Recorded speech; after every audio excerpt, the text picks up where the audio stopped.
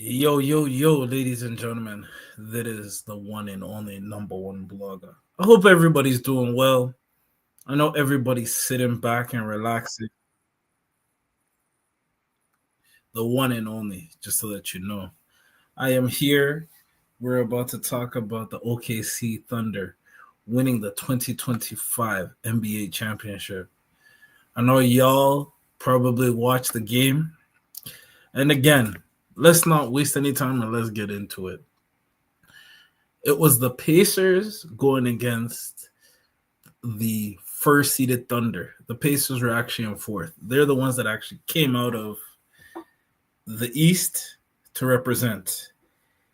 Game seven, the OKC Thunder won it by a score of 103 to 91, beating the Pacers 4-3 in the NBA Finals. I just want to give a big shout out to Shai Gilgeous-Alexander. Big up to the Toronto man and Louis Dort, who is straight from Montreal.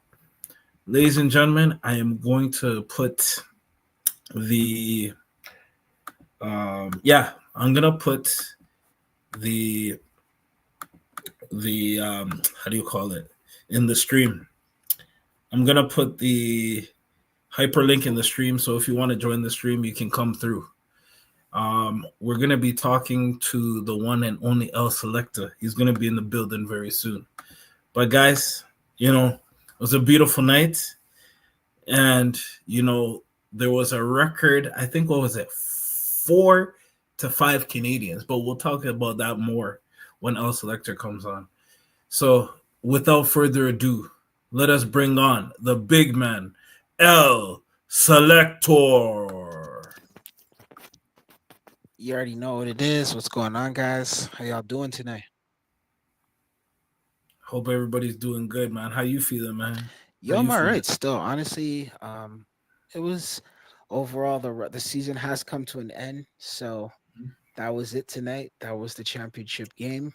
A lot of controversy, well, a lot of sad moments, but great moments at the same time. But we're gonna definitely talk about a lot of stuff that's going into the what that happened not tonight during this championship matchup between the OKC Thunder and the Indiana Pacers. Right on, right on. So tell me something. Have you Were you watching the NBA finals all the way through? Were you watching the playoffs? Just give me a gist. Okay, so not all the way through. I did watch some games. Some games I didn't catch, especially early in the season. I didn't. The first game I caught it. I caught the first, but I was catching some games. Some games I wasn't catching, but you hmm know, try to catch most of it for the most part. hmm So again, when you look at the regular season, obviously OKC did win the regular season, being led by Shai Gilgeous-Alexander. Being a first seed. Did you think they could actually take it all the way and win the whole damn shebang? Tough Did I think question, man.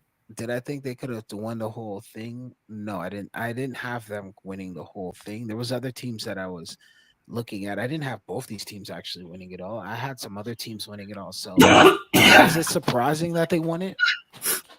No, not really. It's the NBA, right? Nothing is surprises me in the NBA. But at the same time, though, did I have them winning it? No, not at all. I didn't have them winning it. There was other teams on my radar. hmm And look at something very interesting. If you look at their win loss record, OKC Thunder had 68 wins and 14 losses.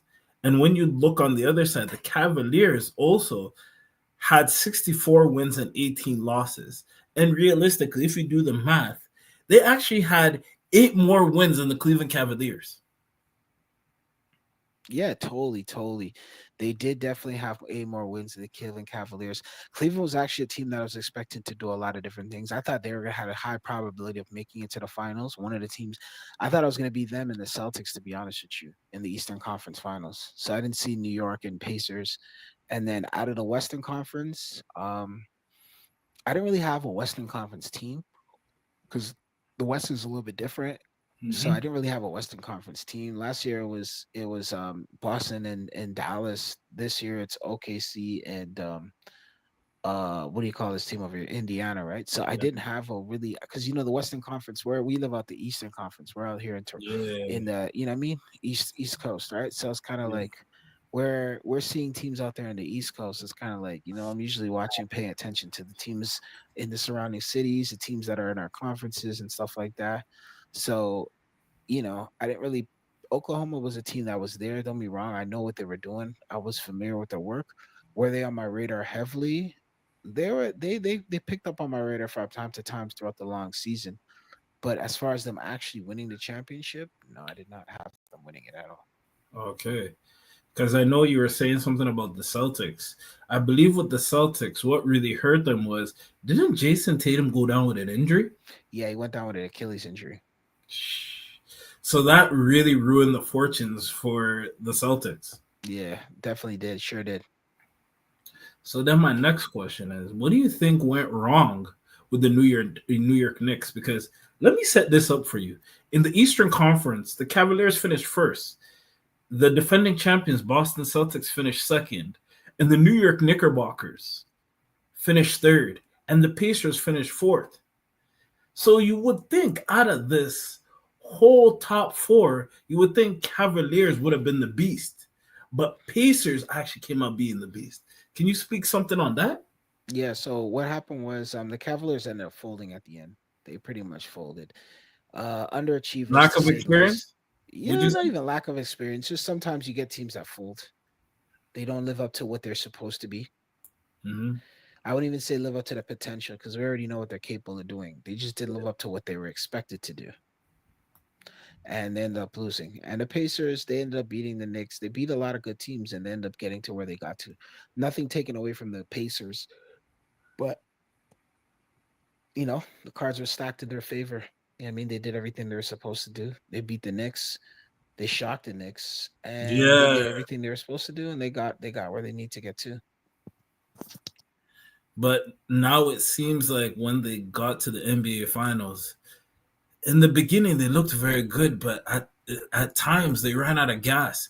And where I see they really ran out of gas was when Halliburton went down, and a guy by the name of Pascal Siakam, former NBA champion with the Raptors, he didn't seem to take over. Talk about that. Yeah, so definitely, I saw Pascal early in the first quarter. Pascal had some moments in the first quarter. He was really good in the first And you're quarter. referring to Game Seven, right? Yeah, game seven, the game that just finished up, he was good in the Mhm. first quarter, and then the second quarter, I don't know what the hell happened to this guy. Pretty Mhm. much, pretty much towards the end of the game, he was virtually a ghost. He was like unseeable. He wasn't doing anything. He pretty much just faded away and was silent the whole game and just disappeared. Sometimes you get guys who disappear on the court. Mhm. Pretty much, there was moments he wasn't even playing. I don't know what was going on, but pretty much, yeah, he disappeared out there. Because when it comes to Pascal Siakam, people are saying that with experience coming from the Toronto Raptors, being a number two to Kawhi Leonard, that he was a really good number two, but not able to be that number one on any team. And funny enough, now when I look at it and I analyze the situation, this guy went from a second option to a third option right after Halliburton went down. So would you say now this truly exposes who Pascal is as a player? No, what happened was Halliburton went down, right? And then, okay, Pascal was having moments for a bit. He's trying to rally the troops, but at the same time, he was benched for a while, and then he just kind of faded away. Like, I mean, CJ McConnell and the Matrin were the only two guys. Really and truly, the whole entire team was pretty much cold. Mm-hmm. CJ, sorry, DJ. Mm-hmm. TJ ended up coming in there. He was cooking, and then what's this other guy's name over here? Halliburton, not Halliburton, sorry. Matrin came in and he was cooking as well. Mm-hmm. He was coming in there trying to, push Are you push talking about Benedict Mathurin or Bennett. am I Yes, wrong? Benedict Matrin, correct. Yep, he came in there. He started cooking, and Oh, then Mathurin, also, yeah. Okay. what's his name? Nemhard as well. Shouts to Nemhard, the two Canadians on the Indiana Pacers. There, those two guys are putting in work. Those guys were trying to get stuff popping. Andrew Nemhard, yep. Yep, they're trying to get stuff. They're trying to put it. They're trying to get stuff popping. But the three of these guys were trying to really. They were busting their ass, but at the same time, it's kind of like A lot of other guys on the team faded away, including Pascal Mhm. Siakam. He just Yeah. pretty much didn't give anything. This was a night where he should drop 40 on these guys, but he's missing a lot. Missing his free throws, missing his shots. It's just Which is a lot was there. He ended uncharacteristic. up finishing, I think, like 15 or points or something like that. But still, it was a quiet 15. He could have dropped 40 tonight if he really put his mind to it. But Mm. and get Finals MVP. But it's what it is. Yeah, man, which is very unfortunate Tell me because about it. I really expected Pascal Siakam, seeing that you're a former NBA champion with the Raptors, that you understand what adversity feels like. So Facts. No, I I agree. would think that you would actually rise to the occasion. Because the Hmm. thing is, if you look at the stats today, Pascal played 37 minutes, 16 points, 2 rebounds, and 4 rebounds. Like, come on, dude. You're Spicy P for a reason. Like, Yeah. so tell me something. Hypothetically speaking, with Pascal, do you think if he went on to win Game 7, he would have definitely been in the conversation for, mind you, would have been a second ring?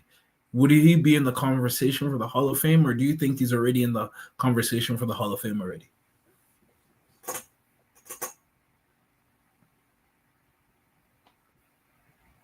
But that probably sounds like a tough question, right? Yeah. No, no, no. It is. It is a tough question when you think about it.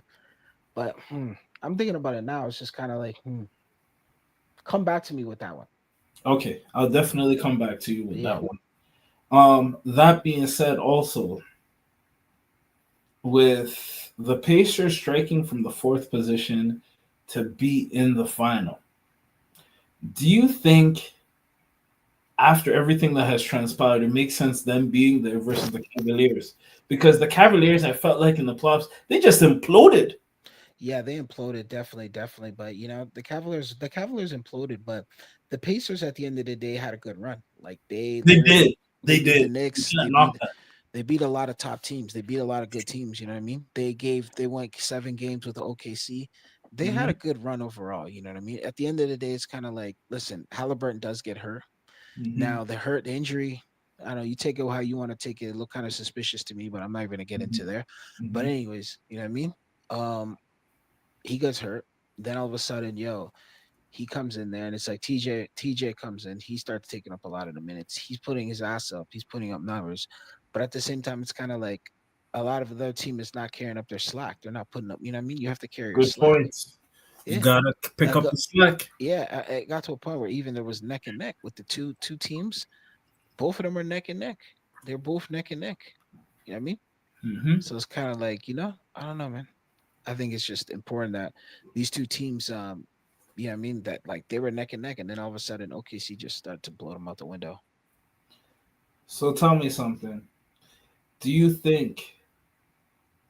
Do you think the New York, not New York, sorry. Do you think Indiana Pacers will go to the final next year? And do you feel that they need to add some more options to get there? And I not just agree. get there, to win it Yo, for them, it's gonna be like this.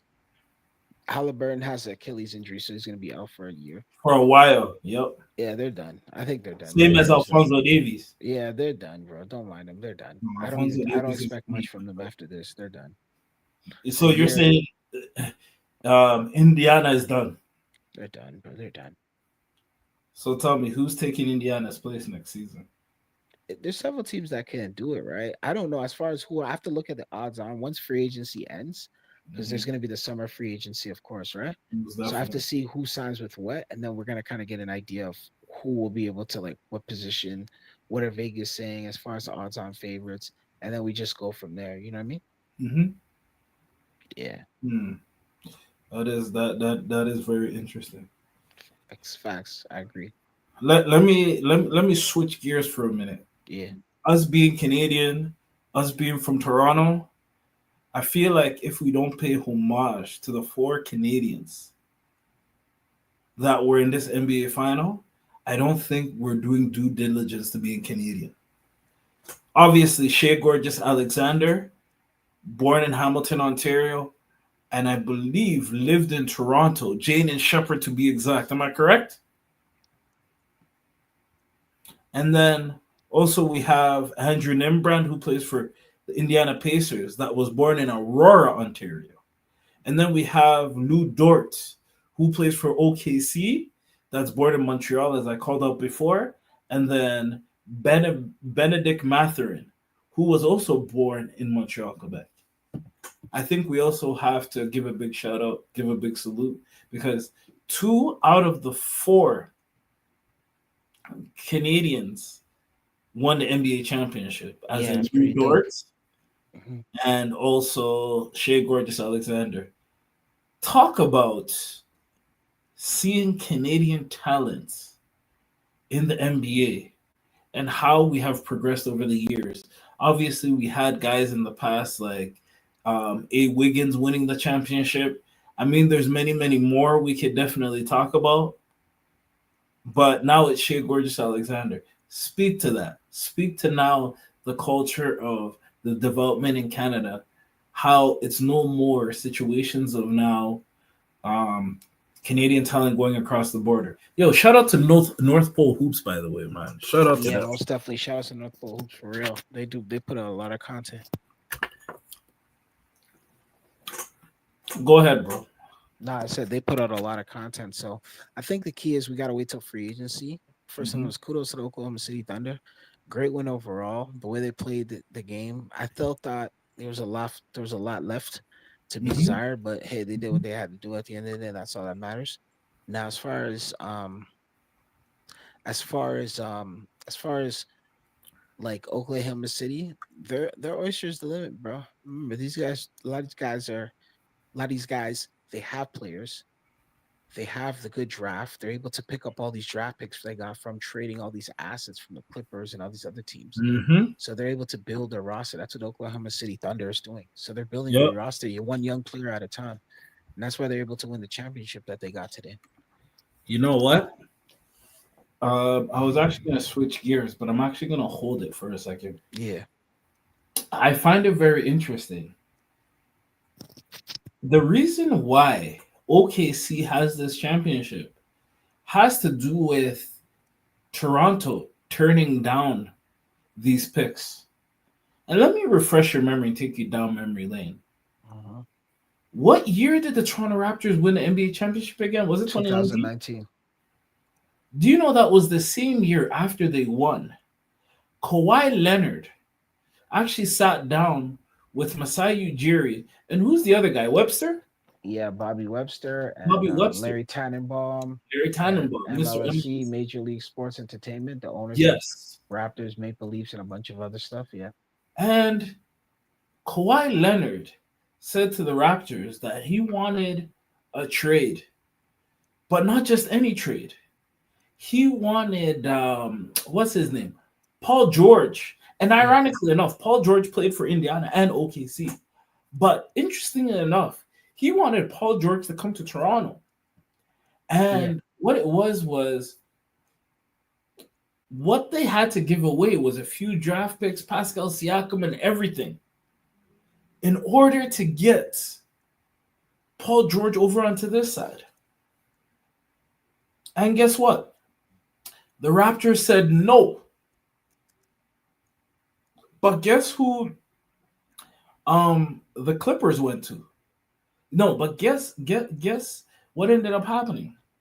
The Clippers actually made that trade to OKC. And to my understanding, that is how the situation occurred where Shai Gilgeous-Alexander ended up going to OKC. Yeah. They literally shipped off a whole bunch of draft picks for several years over to OKC in order for the the LA Clippers to get what's his name over there, Kawhi. My understanding too, I don't know if thing was there before then. What's his name? Paul George. I think it was part of the OKC trade. But that trade was the manifestation of a future championship for the OKC. Do you remember that? No, totally, 100%. Yep, I do. Like it was yesterday. I don't think people don't see that. Because in the back of my mind, I said, you know what? This could actually be the future of an NBA championship. I didn't say it out loud, but I was thinking it. But now it's 2025. And look, it came to fruition. I wish I could actually find that list of players and find a list of draft picks right now, because that was a crazy, crazy, crazy, crazy trade.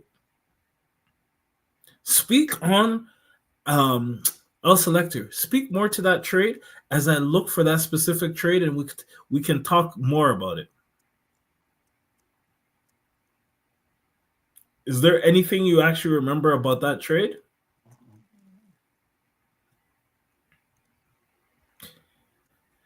Let me see here.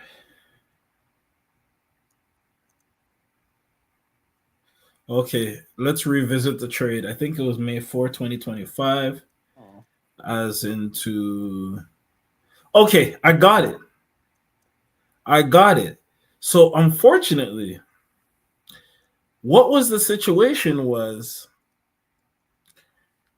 I'm going to give it to you right now. Shai Gilgeous-Alexander was sent to OKC. Danilo Gallinari, the LA Clippers 2022 first round draft pick, which was Jalen Williams, the LA Clippers 2024 first round draft pick, the LA Clippers 2026 first round draft pick, the Miami 2021 first round draft pick, the Miami 2023 first round draft pick, which was lottery protected, the Los Angeles Clippers 2023 first round draft pick, right to swap picks, and guess what?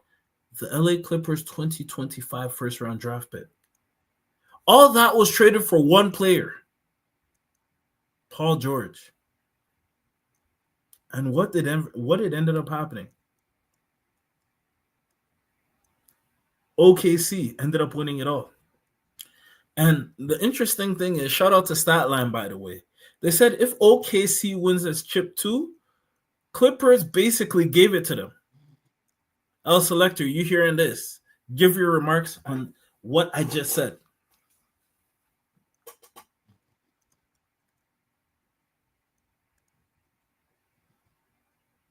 Boss man, are you still there?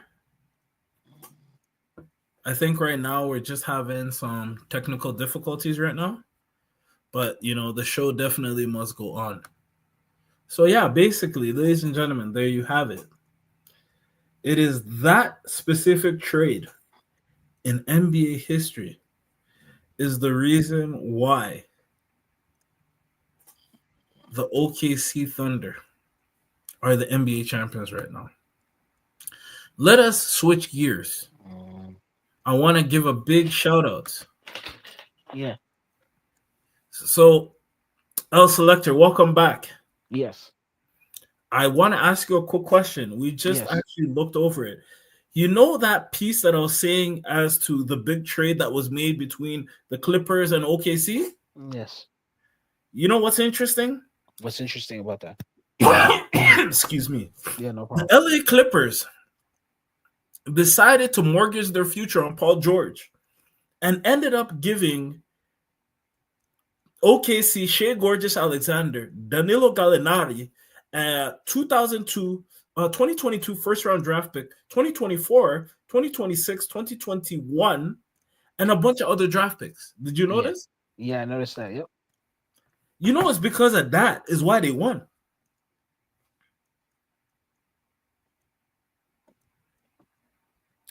I think this is really interesting, ladies and gentlemen, and it should be studied. Let us go to the MVP. The MVP of the NBA Finals. He wasn't just the MVP of the NBA Finals. Let's just look at what Shai Gilgeous-Alexander has been able to do this season. All-star NBA starter, All-NBA first team, scoring champion, season MVP, Western Conference Final MVP, NBA champion, and Finals MVP. Ladies and gentlemen, I can really tell you right now that Shai Gilgeous-Alexander is a very complete player. And the reason why I say what I say is look at this. This is the best individual season in the history of the NBA. Best player in the world, forced to be reckoned with. And you know what's the interesting part about this? Shai Gilgeous-Alexander is just getting started, my guys. Just getting started.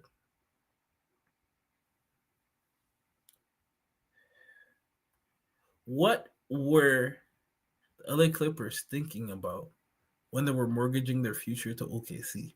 That's the question I have for you. What were they thinking? But nevertheless, I will say, congratulations to Shai Gilgeous-Alexander. Congratulations to Lou Dort of Montreal and the Oklahoma City Thunder. When I say Shai is just getting started, my guy is only 26 years old. My guy is only 26 years old. Guys, take in that. During this series, Shai Gilgeous had 30.3 points per game, 4.6 rebounds per game, and 5.6 assists per game versus Pascal Siakam, who had 19.3 points per game, 7.7 rebounds per game, and 3.7. Shai was just amazing. He jumped out the window with this one. He literally jumped out of the gym. Like you couldn't handle Shai. Like I'm telling you, you couldn't handle Shai. Let us get into the series stats. Oklahoma City Thunder had 109 3 points per game compared to Indiana Pacers 106.6. And then rebounding rise. Oklahoma City had 41.9 to 43 of the Pacers. Assists 17.6 for the Thunder, 22.7 for the Pacers. Steals 10.7 in terms of steals for the Thunder and 9.3 for the Indiana Pacers. In terms of blocks, 5.9 for the Thunder, 5.7 for the Pacers. Turnovers. I think this is where you can truly say Indiana lost the series. Mind you, they lost the series 4-3, which is one game less. Turnover ratio. Indiana Pacers had 18.1 turnovers compared to 13.7 of the OKC Thunder. Field goal wise, Pacers up at 41%, 45%, with AKC at 43.8. While in terms of 3-point percentage, 36.8 for the Pacers, while you had 34.5 for the OKC Thunder. And then also for free throws, as we end it here, 75.8 for the Pacers, 82.2 for the Oklahoma City Thunder. Once again, I want to say congratulations for the Oklahoma City Thunder. They were firing on all cylinders. A lot of people will sit here and say that, hey, it's unfortunate that one and only, it's unfortunate that Halliburton went down in an injury. But regardless of the situation, injuries is a natural part of sports. But I'll say once again, congratulations to the Oklahoma City Thunder. Congratulations to Shai Gilgeous-Alexander. Congratulations to the OKC Thunder and Lou Dort on winning the NBA championship. Shout out to Shai Gilgeous-Alexander once again, Jane and Shepherd's finest. Even though born in Hamilton, it is what it is, man. Shout out to the Toronto man, all day, every day. My name is number one blogger. And we just broke down, me and El Selecta, we just broke down the 2025 NBA championship winning team, OKC. Ladies and gentlemen, have yourself a wonderful night. Maybe tomorrow I'll do a live stream on the FIFA Club World Cup because, man, oh man, it's getting spicy. Started off boring, but now it's getting a little bit hot. I want to say shout out to the South American teams. Shout out to the African teams, also to Mamelodi Sundowns, Esperance Tunis. Yo, you already know what it is. Shout out to also Al Hilal. They're doing their thing. Flamengo's also doing their thing. Let's not forget Botafogo. Botafogo. Big ups to Botafogo also too. Man, it's gonna be a fight to the finish. We'll definitely talk very soon. And I'm out. Take care.